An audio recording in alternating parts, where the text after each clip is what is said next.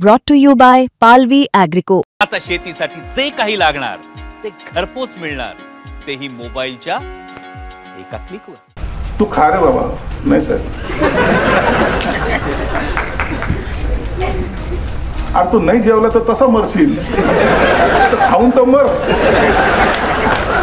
शिरसाट साहेबांनी सांगितले की हे जेवण केलं नाही। खरंच आहे, सत्य आहे। मी 2-3 दिवस डिस्टर्ब होतो। एकदा तर म्हणते हॉटेलच्या वरून उडीच मारतो, हॉटेलून उडी मारल आणि मी संपून टाकेल मला, कारण असं म्हणजे असं विचार झालती माझी। तो त्याच्या आठवणी सांगत होता, पण सांगता सांगता आखडला। जेव्हा आम्ही बंडखोरी केली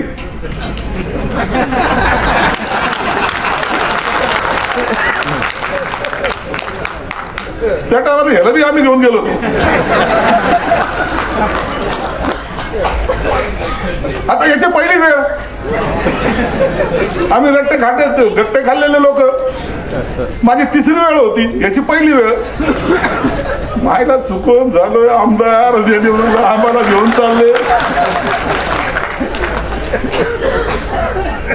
मतदारसंघात गेलं तर काय होईल, जर आमदारकी रद्द झाली तर काय होईल। मायला आलेली संधी आता गेली, जेवतच नव्हता।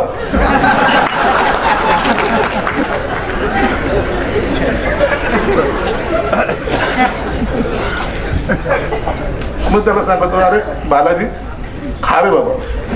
नाही सर, अरे बालाजी असं नाहीये, आम्ही पण हिंमत केली, आम्ही 42 वर्ष राजकारणात आहे, तो पहिल्यांदा आलाच निवडू। आम्हाला बी आमचं राजकीय आयुष्य आम्ही पणाला लावलंय, तू खा रे बाबा। नाही सर, अरे तू नाही जेवला तर तसा मरशील, खाऊन तर मर।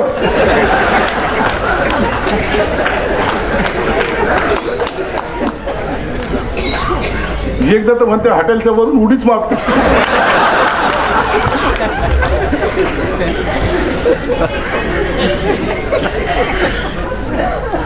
आता आम्हाला संख्या मोजायची पडली, याची उडी खायची पडली।